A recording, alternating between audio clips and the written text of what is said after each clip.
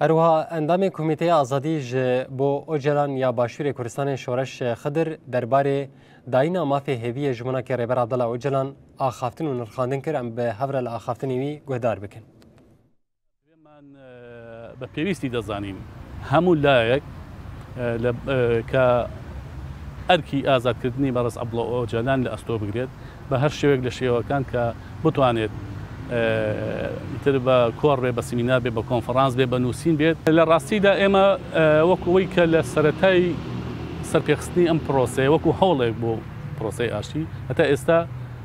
پروسه که نکوتو تا اول قناغی بابلین ببی با پروسه حوله که بو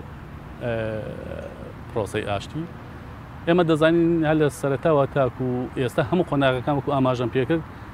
تاگلایانه برز عبدالله اوجلان هنگایی بوناوە ئەوش وەکو نیاز پاکیەک هەموو ئەوانی کە پێویست بۆ لەو قۆناغەدا بیگرێتە بەڕێز عەبدوڵڵا ئۆجەلان بڕیاری جەریئانەی داوە و جێبەجێشی کردووە ئەوەی کە ماوەتەوە لایەنی دەوڵەتی تورکیایە ئێمە پێمان وایە دەوڵەتی تورکیا دەوێت بە زۆرترین دەستکەوت و کەمترین دەستکەوت بۆ کورد یعنی لە دانوستانەکاندا